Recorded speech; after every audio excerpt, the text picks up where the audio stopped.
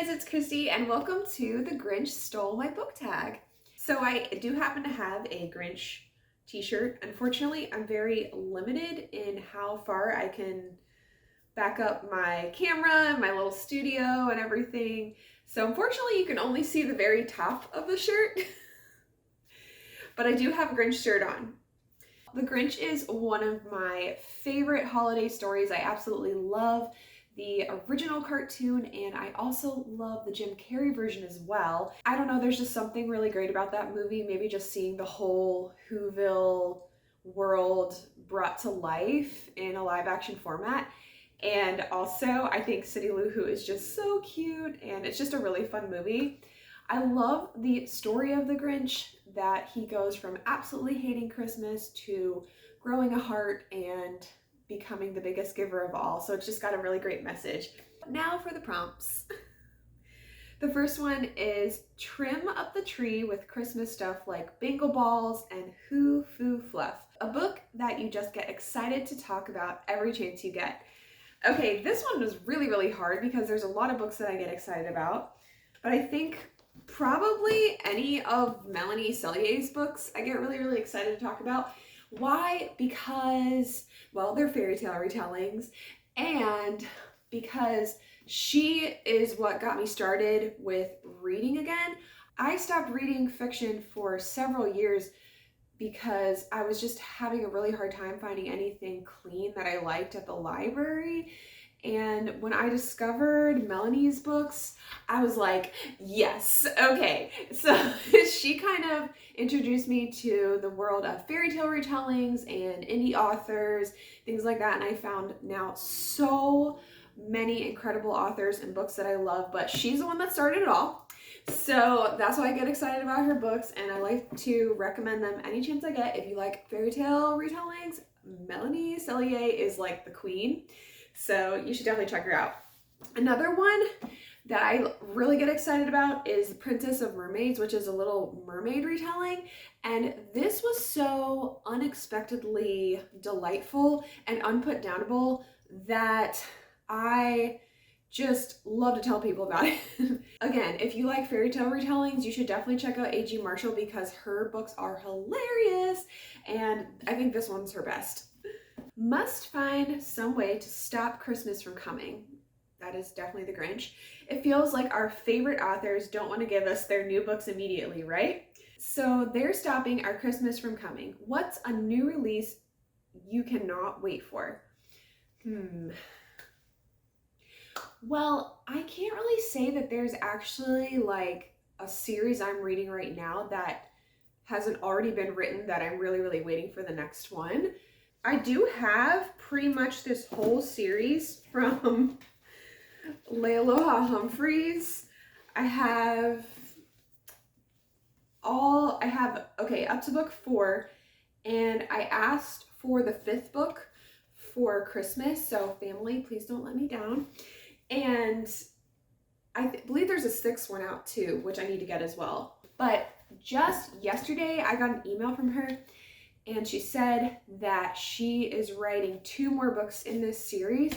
And I was really excited because there was a character in one of the books that I felt like she just got the short end of the stick all the time. Like, she just kept getting like rejected, and she wasn't really a bad person.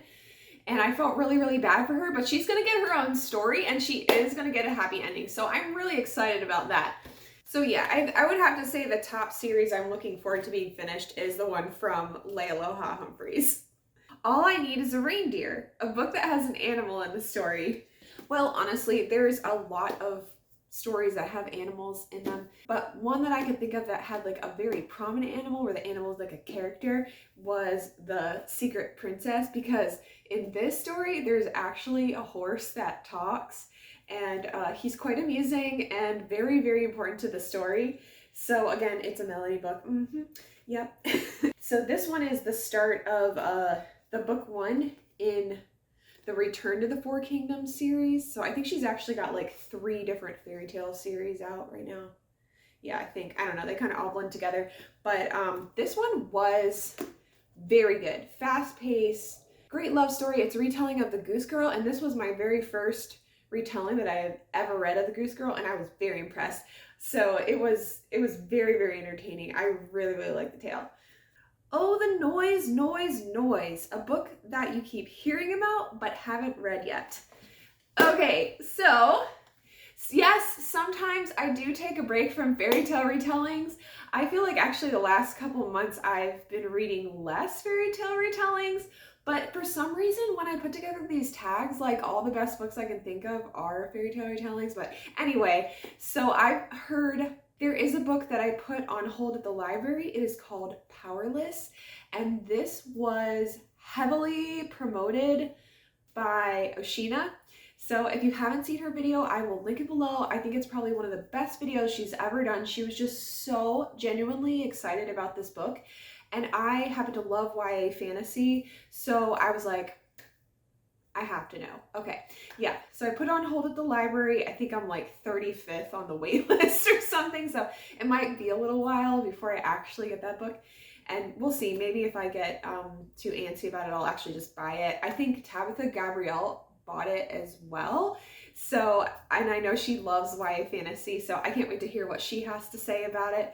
So I'm really, really looking forward to this because I've been looking for a really great bingeable read for a long time. Like, I read every day pretty much, but I feel like lately there have been so few books that like I could not put down. Like, you know, the kind of books where you're like, you make time to read them, like you rearrange your schedule or you stay up really, really late just so you can finish them. Like, I haven't had one of those in quite a while. So I'm really hoping that Powerless is that book for me because, you know, like that is just so fun. I think that's one of the things that got me into reading was finding books that just make you feel alive and just allow you to jump into that world. And that's also what made me want to become a writer, because I wanted to give people that same feeling as well. So anyway, I can't wait till I get Powerless from the library, and I will let you guys know when I finally do read it. Number 5, And They'd Feast and They'd Feast and They'd Feast, an author you just can't get enough of. Okay, so I kind of already talked about her, but let me get my books. Okay, yeah, so I kind of already talked about her, but there's Melanie Cellier, of course. Also, A.G. Marshall's books are fantastic. She's hilarious. I love reading her stuff. And there's also Layla Humphreys. I absolutely love her work. I love her writing. It's fantastic. And also, I have to say, K.M. Shea is also starting to grow on me as well. I have this book, The Snow Queen, which I haven't read yet. I think I got it last year for Christmas, and then I just like didn't read it because then it started getting warm and I wanted to read it when it was like cold outside. So I need to read this. Like, I'm really interested. I've heard it's super good. It's kind of thick though, so yeah. Absolutely love Emma St. Clair's books.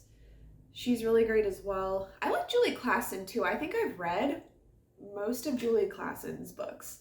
She's a historical fiction author. I don't actually own them. I usually just get them from the library, but she's great. Like, she's one that you can just, you pick up her book and you know it's going to be good. So yeah. Leaving Crumbs Much Too Small for the Other Whose Mouses. I wasn't sure I read that right. A book that was much too short because you wanted more. So this is actually a book that I read pretty recently. I read a novella called To Crack a Soldier, which was a Nutcracker retelling, and very enjoyable, super cute, magical book. Had some fairies in it, the world of Fae a little bit. But I really wish this book was a lot longer. I felt like there was so much detail in this world that I wanted more. Like, I wanted to know more about it. I wanted to know more about the characters. Like, I was sad that it was a novella. I wish that it was twice as long. So anyway, but it was still a good tale. If you want a short, quick read before Christmas, Nutcracker retelling with some magic in it, it was really fun. It Came Without Ribbons, a book that doesn't have a pretty cover, but what is on the inside really mattered, and you loved it. Okay, yeah, I know exactly which one I'm going to talk about. Yeah, this book literally came without a cover. The story is that my mom said she got it new from Amazon and it came like this. The title of the book is actually Princess of Midnight, and it was such a good fairy tale. I read it right at the start of fall. It gave me all the fall vibes. It was so well written. It was told in like the old-fashioned fairy tale kind of way, and I just absolutely loved it. I love this book so much that I actually asked for the next one in the series for Christmas. So again, family, please don't let me down. I really want to read the next one. And I believe it's a Cinderella retelling. It's called Princess of Glass. So yeah, I can't wait. I think it's going to be really, really good. And last but not least, a book that made your heart grow 3 sizes. A heartwarming book or a book that you fell head over heels for. So I don't think I've ever talked about this book before, but it is a Melanie book. It is called A Dream of Ebony and White. And I don't know what it was about this book, but I really loved it. Like, I really resonated with the character for some reason. I don't know, it's a Snow White retelling, and my mother has never abused me or anything like that. I don't know, there was something about this love story that I just found so incredibly heartwarming, and I just remember really connecting with the characters. I really loved it. So if you love Snow White retellings, this one is a great one. I highly recommend.